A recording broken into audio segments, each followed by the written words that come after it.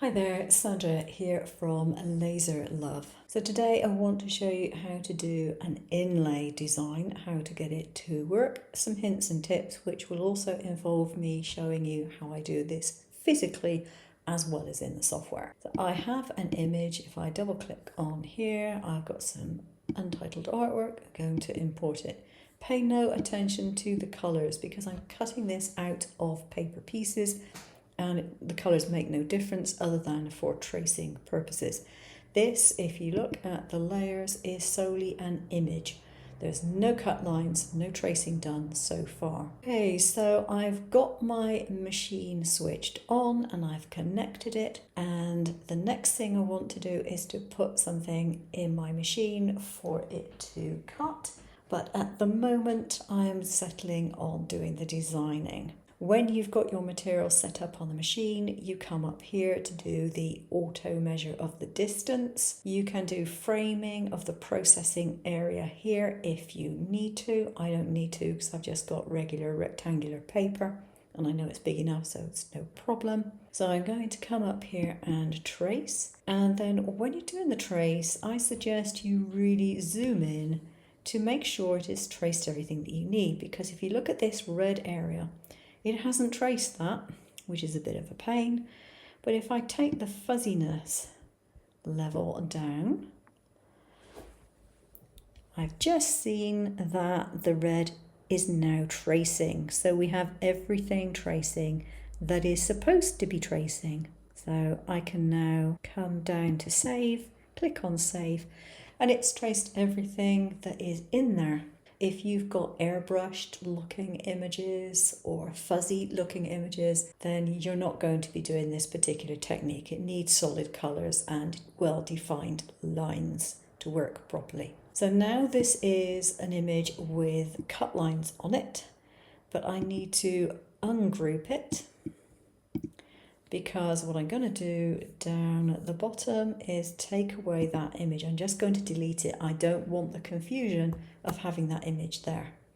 But you can see that I've got different colours in here. If I select all of this lot and I go to output and I switch off the output, nothing in there is going to cut. But that's fine because I want to cut one colour layer at a time. And the reason for that is I need to change the colours of my paper, quite obviously. Now there are two ways that you can do this. You can do it so that everything is in situ, in relation to everything else.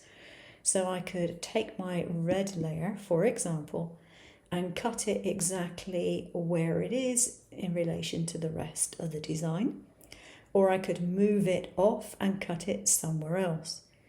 Now the reason you might want to do it in situ is because what you can do is you can pick up all the pieces of one colour on a piece of transfer paper and then transfer it in one go to your design. So it will save you time, it will save you effort, but it will waste more material because you'll have this in the middle of a piece of red material, for example.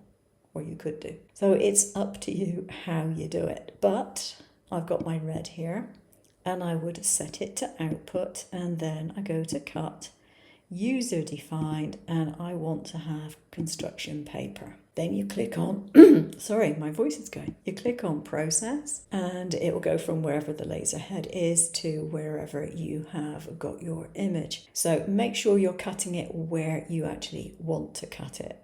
I'm actually going to cut a different piece because I've already cut my red flower part out.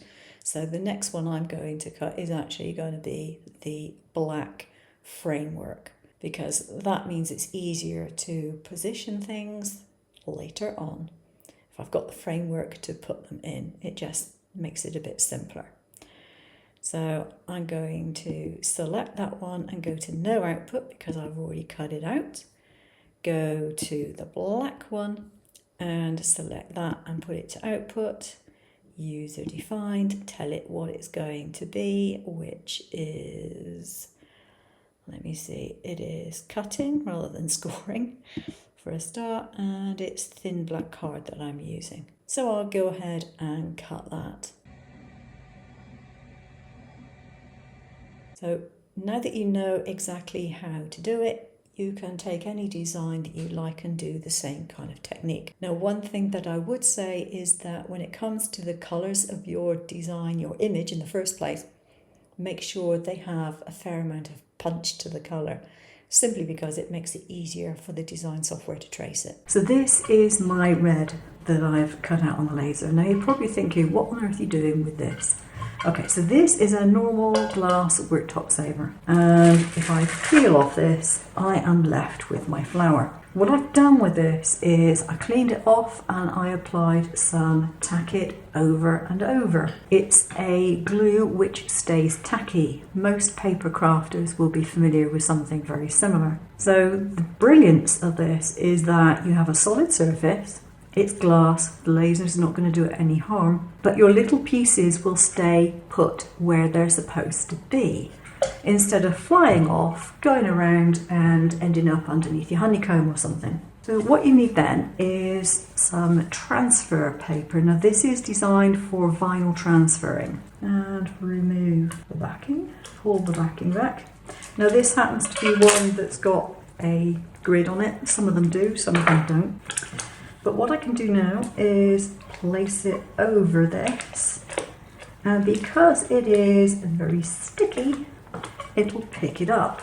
So I can now move this to wherever I need to move it, but all I need to do is put glue on the back side of it before I do that, and then I can stick it down onto the surface. So once I've cut out my black layer, my frame, I'll be able to put the frame onto whatever it is I'm sticking it onto, and then I will be able to take all these inner pieces and slot them in.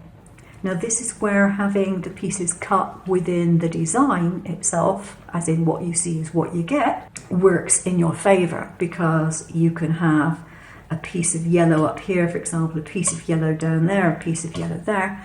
You're going to be able to pick them all up in one go, glue them in one go, transfer them in one go, to your finished design. In order to put glue on, you've got a couple of choices. You can either use a fine nozzle glue, or you can get some glue, you can put it onto a hard rubber roller like this one used for lino printing, and you can then roll it over your outer design and transfer it. But make sure you don't put too much glue on it. If you put too much glue, it will just make a mess. Very, very light glue, or you can sponge on with a piece of sponge. Now when I'm using sponge, I tend to use bits of this, which is Magic Eraser, because it does that. I can get lots of pieces that I can just discard at the end of the day. So I lost 3 pieces actually, from this piece being on my little sticky glass piece. But if I hadn't had it on this, I would have lost a lot more. And I can simply peel this off and I've got my layer. And the other thing is, if you wanted to, you could actually use this. If I find the black pieces which I'm missing in my machine, I could actually take some transfer tape, pick that entire piece up and use it as another card. One of the benefits of keeping my laser bed nice and clean is the fact that I was able to find these black pieces and put them back. I have some mirror card that I'm going to stick this onto. Now remember, you need to reverse it to put the glue onto your outer shape, so that when you put it down, it's going to be the right way around. I like to pounce the glue onto these because I do not want it to shift, and I've got it on my silicone mat because again, that tends to help it stay in place. So put it down, let it fall. You can put a piece of paper over the top of it.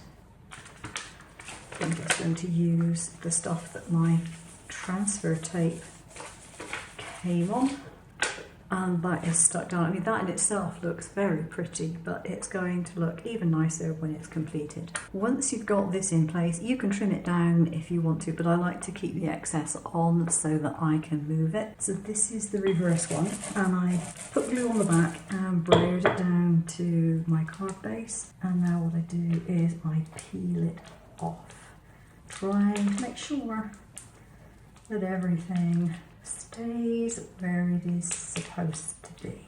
Possibly need to put a bit of extra glue on there, which you can do if you've got a glue pen. Just the blue glue on and let it roll back and pull off. Anyone who's done any vinyl placement will recognise this technique quite well. So there we are, one cut and we have 2 cards. Now I've not shown you the other one yet. Just going to brayer that down again. Make sure it's well and truly on, and I've got a piece missing off of there.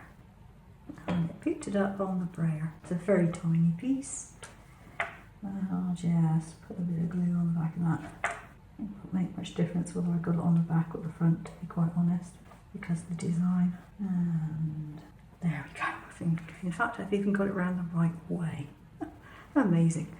So I like the look of that one. I think that's come out really well. All it needs is a sentiment on there. Okay, so this is the other one. I'm going to try and avoid getting myself in the reflection. And that one has just been mounted on sticky backed foam, and then I put double-sided tape on the sticky backed foam. And so there we are. That's 2 ways of using an inlay. So basically 1 file, 2 cards out of each.